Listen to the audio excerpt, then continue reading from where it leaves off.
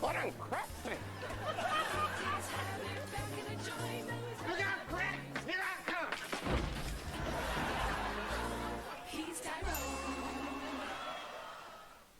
We get crack at the end? Hey everybody, how are you guys doing today? AMC Bickham's here. Today we're going to go into the second part of this document. It was a pretty damn long document, so I don't want to make this video too long. If you haven't checked out the first video, I highly recommend watching that. There's an insane amount of information in that first video. And before I get into this one, I just want to let everyone know, so everyone's going to be like, oh man, gloomy and doomy, these are old documents. There's been a lot of new laws changed and stuff. The whole purpose of doing this was to just show you guys how bad this shit was, how bad it's run deep, how we got to be so fucked up now. It just goes deep and deeper and deeper. So it gets pretty crazy here tonight. So we're gonna talk. And I'm not trying to persuade anyone in politics, because politics will be brought up, government officials will be brought up, but I mean, it's on both sides of the fence, so I'm not trying to persuade anyone in anything. I'm not a financial advisor. We're just looking at this document. So let's get back into the document. I'm talking about strategic failure to delivers. Last time, so one of the things I didn't really get into last time that I thought was pretty interesting after rereading this is, so one emerging company for which we've been able to make reasonable estimates of total short interest, the disclosed short interest, the available stockland, and the failure to deliver has 50 buried counterfeit shares for every failed to deliver share, which is the only thing that the Nscc tracks. So I just thought that's pretty crazy. You know, everybody does. I mean, it's all about these failed to delivers. Like I said, this is an older document though as well. So let's go back down here. I actually wanted to go right down straight into this before we even get into. Basically, all this talks about is just typical ways that they can manipulate some tactics. It basically just talks about doing a short ladder attack right here, how they actually do one. You know, this also talks about how this was actually pretty funny, is they have foot soldiers to swap the market with counterfeit shares. An offshore hedge fund devised a remarkable efficient incentive program to motivate the traders at certain broker-dealers. Each trader was given a debit card to a bank account that only he could access. The trader's performance was tallied and based upon the number of shares moved and the other successful parameters. The hedge fund would wire money to this bank account daily, and at the end of the day, the traders went to the ATM and drew out their bribe. I mean, obviously they're getting way more sophisticated than that, but it's just, like I said, this shit's just funny. I mean, you guys got to think of what they're doing back in the old days. Now just amplify it with technology we have, because obviously they can catch this shit so stupidly.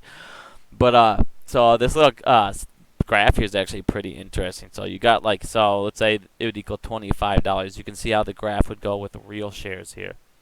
These are, shorts from hedge fund, disclosed short sales. That's what we keep talking about, the disclosed short sales. You can look at the graph there. You can see the demand curve going down, taking longer to rise. And then you got the naked shorts. Also, nowadays, basically, we just call them the market maker exclusion shorts, because they can fill before locating. And they have all their little exclusions and bullshit. And as we saw before up top, everybody's just helping them fucking hide them. Classic. Like I said, if you haven't watched the first video, make sure you give that one a quick view here. So this one this right here, quick, it just talks about how there was a company, Global Links, if you want to go ahead and look it up, early 2005. Basically, they shorted the shit out of it, basically took it down to 0.004. Somebody bought the entire stock float for $5,002. The very next day, even though this guy already registered and showed he owned them all, the next following day, they saw 22 million shares change hand. Obviously, those are illegal, fraudulent shares. So this has been going on forever, but obviously it talks about how, you can take the price down in hours, crash strategy, blah, blah, blah. Media assault. Obviously, we all know about the media assault and stuff like that. We'll get down into how this ended up being handled. Talks about stupid-ass Jim Cramer. The short hedge fund managers, David blah, blah, blah. So obviously it's a short hedge fund manager. You also got people like fucking, hold on, where is it? Sorry, give me 1 second. Super unorganized. I was gonna show you guys some stuff about the Motley Fool, but apparently I took it down. Whatever, we'll just keep going on. But basically, I got the Motley Fool's like a hedge fund. So if you ever have any association with the Motley Fool, they're actually a hedge fund. They're sponsored by Melvin Capital. There's and Citadel. They openly admit that they're doing trades against you guys, but they have offshore accounts. I'll pull that up later. I've posted it a couple times if you haven't checked it out. But obviously, these guys are able to do anything as long as they're in bed with the companies. But just wanted to let you guys know about that. This I thought was pretty funny. So basically, what this goes into now is, things that they're gonna do, ways that they're gonna manipulate the stock. But this is just basically paying different types of media guys. So I'm not gonna break down each freaking one of them, but this one's pretty funny. So they'll plant moles in the company. They'll plant moles inside target companies. The moles can be as high as directors or as low as janitors. They steal confidential information, which is fed to the shorts, who may feed it to the friendly media. The information may not be true, may be out of context, or a stolen document may be altered. Things that are supposed to be confidential, like SEC preliminary inquiries, end up as front page of the news. Now, this is another thing I thought that was pretty funny, because obviously we see this all the time. So another thing they like to do is these frivolous SEC things, because basically they'll leak tips to the SEC. They'll make the SEC do stupid ass, frivolous crap to bring it up to the media that, hey, we're looking into this stock, there could be collusion, blah, blah, blah. And it gives them a reason basically to start fucking just slapping into these counterfeit shares and bringing it down or up, whatever they see fit. Basically, like I said, it's just garbage. Same crap, new day. Thing here it says here is class action lawsuits based upon leaked stories of SEC investigators. We're not gonna get into that. Basically, they like their class action lawsuits. I was looking at the wrong thing. It's down here. Class action lawsuits. Basically, they like to bring it in because they own a lot of the judges, so they'll just fucking be like, nah. There's not manipulation here. So, interfering with target companies' customers. So basically, if they find out, let's say that, they're going to have a merger of some kind, or they're going to do, some kind of business acquisition or anything like that, they'll try and fuck that up. Classic. Paid bashers, that's the same thing as media. So, let's go down. This just talks about how billions have been stolen from thousands of companies. Let's go into this now. So basically it talks about who profits. So the shorts, they win over 90% of the time. So think about if we wouldn't have gotten AMC and GameStop, they would have won again. Prime brokers, your banks, all that pieces of trash. Basically the banks, they shorts. They need the prime brokers and the aid in counterfeiting shares, which is the cornerstone of the fraud. Not only do the prime brokers get sales commission and interest on margins accounts, they charge the short interest on borrowed shares, which is obviously the borrow rate. This can be as high as 5% per week. The prime brokers allegedly made $8 to $10 billion a year from the short stock lend program. The prime brokers also actively short the victims themselves, making profits. Like we always talk about, how the hell can these banks be on the dtcc, have their own dark pools, trade their own stocks within their dark pools, and be able to short? What the hell can't they do? And then, of course, you're going to go ahead and say, well, they're also on the DTC, as I was talking about, and then they make even more money. A significant amount of counterfeiting occurs at the DTC level. They charge the shorts interest on borrowed shares, whether it's a legitimate stock or a counterfeit share. As in the case in the vast majority of shares that the companies under the attack, the amount of profit the DTC receives is unknown because it's a private company owned by the prime fucking brokers. Classic. All right. So, the cover-up. Blah, blah, blah. So this kind of talks, it's kind of crazy. So it's starts talking about, and they'll show some examples down below, but talks about they're paying off government officials. And down when we get below, I'm going to show you some names. We'll go ahead and look at how much money they made. I mean, like I said, this is an old document, but we're going to go ahead and look at how much money they made back in the day, and you're going to be like, Jesus fucking Christ. It's crazy, people. It's how deep this shit goes is insane. So yeah, everyone, including our elected officials, gets lots of money, and consequently there's an active campaign to keep a lid on information. I'm not going to go into that. That doesn't really seem like it's much information. But for companies under attack, for every disclosed fail to deliver, there may be 10 to 40 times that number of undisclosed counterfeit shares. See the thing. Okay, so also like we were talking about, with over the counter, everybody thinks payment for order flow is the problem. Payment for order flow is the problem. It's not payment for order flow. It's over the counter. But much of the abuse occurs in the over the counter market. Regional exchanges and unregulated foreign exchanges that allow naked shorting of American companies who are not even aware they're traded on the foreign exchange. Why does this continue to happen? Let's see here. It is no accident that most blah blah blah. So the truth about counterfeit remains locked away within the fucking prime brokers like the banks, hedge funds, the SEC, and the DTC. It sounds like there's a subpoena, so it sounds like whether you try and subpoena them or use a congressional subpoena, they're basically laughed at. The body security level 2 is so stat.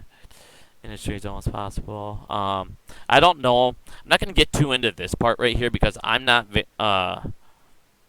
really a person who knows much about laws and shit like that, especially updated ones, so I'm not going to get too into this. But it sounds like they tried to make it so all these cases need to be on a federal level. Sounds like the federal level is a lot harder to get stuff because you have to have evidence. You can't just believe things or have information. You have to actually have proof. So I'm not too sure about that, so I'm just going to skip that for now. But basically that's the gist of that. The SEC is supposed to protect the investing public from Wall Street predators. Where some SEC staffers are underpaid, overworked, honest civil servants, the top echelon of the SEC frequently end up in high-paying Wall Street jobs. Blah, blah, blah. We all know about that for the rare carriage with SEC prosecutors. This is the other thing I always talk about. This is that one thing I always say. I can't remember what it's called. But this is how they always get away with never having to show data because they know if they show data, the fucking amount of corruption it would show is ridiculous. Another thing that it says that they like to do with the SEC is instead of hitting them with giant, like, all right, you're manipulating the stock, we're going to hit you with stock manipulation, high charges that they obviously could be doing. They slap them with like, oh, are you marking things long that are short? Oh, are you doing like they hit them with the most microscopic, the most fucking basic, civil fucking things that they could find instead of hitting them with the big body penalties, which we obviously always see, not stop. Let's see here, look at the fine, which may be like a large sum, is insignificant. $35 billion fine settlement. Like I said, it's just the cost of business, like we always say, the root cause and possibly skew federal laws. Okay, so this is what I wanted to start getting into here now. So, basically, they're going to start talking about some political people here. Like I said, I'm not Democrat, I'm not Republican, I don't really care. As long as the public is passive, blah, blah, blah. Our elected officials are happy to take the money. At the federal level, it was $65 million in 2006. The Democrats swept the power. I'm not going to get into that. I don't care. There was a chairman of Senate banking, obviously, was helping them out, which regulates security. It's largest single contributor, obviously, 175K. So a hedge fund basically paid him off. We were surprised that that is observation, blah, blah, blah. So, let's get down into here more. So basically, this is what I wanted to look into. So basically, some states actually tried to get, so there was a federal case in the state of Utah, and Utah actually tried to get a lot of this stuff banned, and since they actually have a lot of help on their team, federal cases, they actually ended up getting that bill just buried. So basically, at the time, this never happened. Subpoenas talks about basically Jim Cramer. So like I was talking about with the media, they find media members who help them out. They'll get them even with subpoena. They basically just rip the subpoena up on and they're like, well, freedom of speech act is what they all got. So they're allowed to say stuff, even though they're hedge funds, even though they actually have say and power in the market. Sorry, my dog barked there. Riddick, enough. Please, settle down. So this is talking about that bill I was talking about. Outlawed naked shorting, and basically they got lobbyists and just killed it off. So that's the other thing. They get lobbyists to just keep on passing more bills for them, like we all know. The SEC determined that the hedge fund industry did not require any additional regulation at the time, of course. This was, like I said, this is in 2000. This is an older document. There's been a lot of changes, so I don't want a lot of people thinking, like I said, there's no hope for when we get down to the bottom here. But an effort to blah, blah, blah, political effort, hedge fund, and clean up Wall Street, the industry is advancing political theories. Okay, I'm not going to worry about that. What to do? Okay, so what to do? So what can we do according to this, guys? Many of our elected officials at the federal and state level do not understand most of what is contained in this paper. They don't know what's going on. They have no clue. We could walk up and talk about naked shorting and all this stuff, but they would have no idea what we're talking about. Basically, what they say we should do is everybody should go ahead and start, emailing them over and over and over. Because if we had enough people start showing them, enough people saying, hey, we're going to take you out of office if you guys don't do anything, votes obviously will always trump money from the outside. It's what they say. Could be incorrect, but it's something to look into. Let's see here, disclaimer. I'm not going to read any of that. So basically what I want to do, this gets into a lot of the clauses, loopholes, things like that. I'm not going to do the grandfather clause because I was told that actually was killed off. So the option market maker exemption is a loophole that is often abused and readily available sources of a large number of counterfeit shares. Option trading and abuse, therefore, is incredibly complex with many layers of instruments and trading strategies, i.e. straddles, married trades, derivatives, etc. This is far more complex than simple puts and calls that most investors are familiar with. So basically, like we're talking about, they do stuff with it's those ISDA contracts, the flex options, the married put conversion trades that I went over in the other video before on ISDA. That's what they're talking about with the derivative market, things like that. The fundamental tentative loopholes that an option trader might utilize equity stocks to hedge a trading position. Option traders rarely own any shares in companies. They're trading options in blah, blah, blah. For example, okay, so let's get down to the examples quick. For example, let's say an option trader writes a put contract for a stock that is near or in the money. The trader, by writing this contract, is agreeing to purchase the shares from a third party at a specific price. Let's say $10 for the sake of this example. If the stock price plummets to $5, the contract will put the trader, forcing him to buy the stock for $10 at a loss of $5. The trader protects himself by selling naked short at the time he writes the put contract. By doing that, under our example, he has made a $5 profit on the naked short that offset the $5 loss on the option contract. This is considered a legitimate hedge, and the naked short sale is allowed per the options market maker exemption. Basically, fucking retarded bullshit. We're going to have to make sure, like I said, I'm not going to go super into this. Look how long this is. I'll put the thing down at the bottom again. So, like I said, this is what they talk about with short squeeze situations. Like I said, I don't agree with this at all, but this is just their example because obviously naked shorts and things like that have been, a lot of this has been changed. So only, blah, blah, blah, as long as shorts have the ability to make virtually unlimited supply of counterfeit shares, they can usually meet the buy side demand and keep a lid on the stock price, or better yet, drop it. It is a myth to think the shorts have to cover in order to realize a profit, while this may apply to realize a profit. So basically, like people think, like I said, this is different than what people are thinking. This is the order to realize a profit.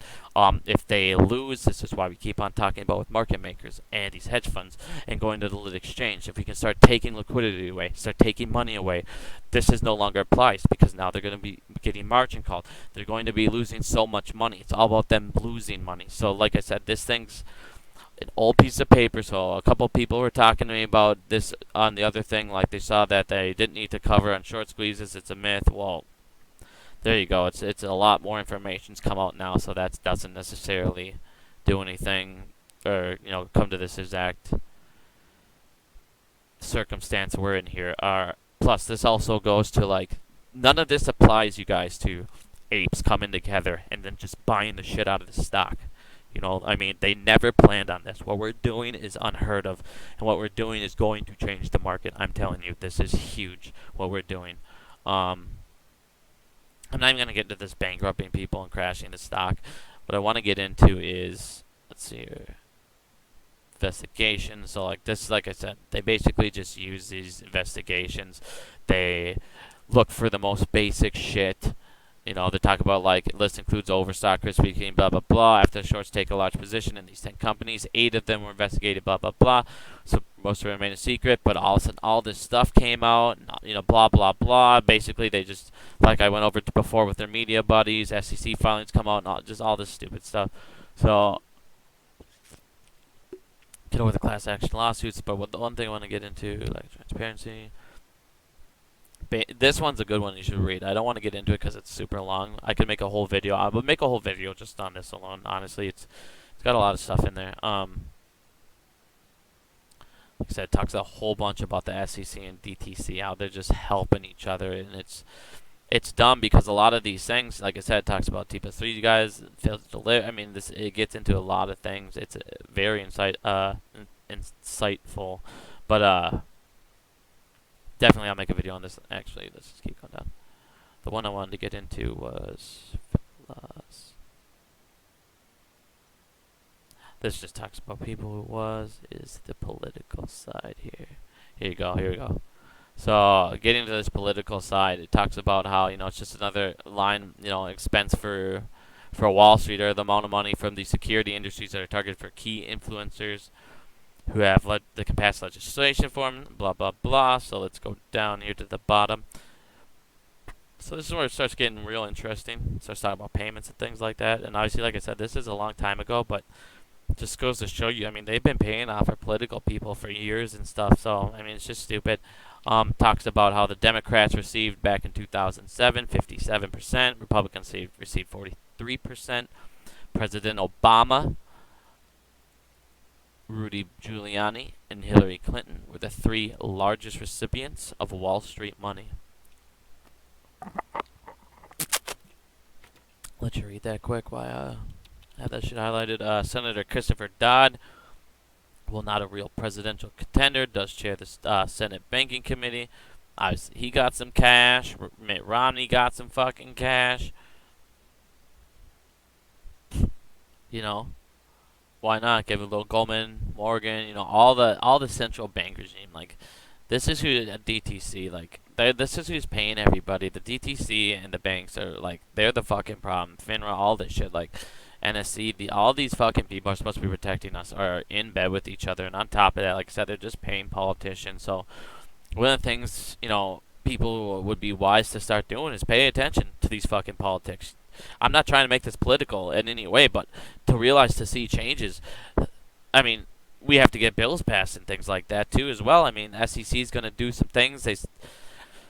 You know, hopefully some real changes come, but like with the CAT NSM plan, they got that pushback in federal court. I mean, there's a whole bunch of things that should be changing, and what they like to do is, what I was reading down before, is with these SEC rule changes, they'll go ahead and the SEC's like, all right, we're going to do this rule change, blah, blah, blah, and half the time it gets watered down with more loopholes, and then by the time it's actually implemented in, there's so many more loopholes, it really doesn't matter, but it looks good for the public. So, I mean, like I said, this was the old SEC. This is how, I mean, they were all in cahoots with each other forever with these banks, and this is how these banks, like I said, they have unlimited power, because anyone who's supposed to regulate them, they either fucking are a part of, or they're sitting here giving each other jobs. And they said a lot of the reasons why these SEC people and these investigators, they're not looking into these people so hard, is because guess what? You're not going to look into a guy that could be a future employer. You're not going to be the one to mark him. He's not going to hire you. You're not going to get that cushy 6-pin job. But I mean, just want to let you guys look at all this stuff. I mean, Bush got $4 million for his inaugural party. I mean, like I said, it's just stupid. Everyone's getting paid cash. I mean, we just gotta look at, you know, what politicians are talking about with these things, and, you know, like I said, we'd start getting people in there that can actually help us as well. The SEC shelters these things. Like I said, I mean, the old SEC, hopefully Gary Gensler is different, and I believe he truly is, and I believe we're going to win this. And like I said, I'm going to finish this video off saying, like, I truly believe we're going to win this battle. I don't see us fading. I don't see us really, I'm not going to say us, sorry. I don't really see retail giving up, because retail, I mean, we've been screwed our whole life, and we're seeing what's going, finally waking up to this stuff. They didn't realize, most of the time back in the day, most people weren't digging into these things. Most people weren't looking at old lawsuits and then seeing constant patterns of the same manipulation over and over and over. And they didn't plan on people talking on Reddit boards. They didn't plan on us all coming together. So in the end of the day, knowledge is power. We see what they're doing. We need to take money away from them. We need to finally get these guys margin called. We need to finally start doing. Sorry, I keep saying we. This is not financial advice in any way, shape, or form. Sorry. I mean, like I said, everybody do your own thing, but this is just. I'm gonna go ahead and do a retail video, retail versus, a retail play, stock market play versus short play video, because I've done this on Reddit and I've posted on Twitter before, but I mean a lot of it's changed a little bit, but a lot of it's still relevant, and I need to get this out to a lot more broader of an audience. Like I said, doing lit exchanges, you guys, is the most efficient thing that we can start doing versus these people, because in the end of the day, it takes them out of dark pool. It takes it out of this over-the-counter thing. I mean, I don't know if you guys noticed, but every single lawsuit we get into, what's the common thing? Over-the-counter, over-the-counter. They have to do it behind the scenes, because if they're doing this all on the scenes, it's public view, and you can't sit there every single day and have 100 million, 200 million, volume every single day. And if everybody started, ordering to a lit exchange, even Dave Lauer said that, that would hurt them. I mean, you can't cover that up eventually if you're showing everything, because it goes to the public data feed, you guys. It takes away a lot of their money, a lot of the time they pay for order flow. As you guys see, payment for order flow, they make money off that. A lot of people are still using Robinhood. If you guys use Robinhood, Webull, any of those things, if you're not able to directly order on whatever platform you are, I don't care if they say it's non-payment for flow. If you're on Fidelity and you're not using Active Trader Pro and directly routing your order to a lit exchange, it's still going to end up in the market maker's hands. And that's a huge misconception going on right now, is payment for order flow is the problem. Over the counter is the problem. But like I said, thanks for listening to this, you guys. I want to go ahead and I'm going to make another video next here. But, I mean, this is kind of interesting. I mean, if you guys want to go ahead and look at this, like I said, I'll go ahead and post this on the bottom again. But, I mean, this is, pay people talking about stuff they did. And it's pretty interesting stuff here. And then, like I said, guys, I got a video coming out this weekend telling you what I think is going to happen with this AMC stock going forward over the next couple weeks, over the next month. I'm seeing a lot of things that I think on the outside of the market are going to have a big impact with us going forward. I'll get into that next video. And I also have a couple more documents like this that I want to show everybody. I'll post those up this weekend. And thanks for listening, you guys. Love you all, and have a good night.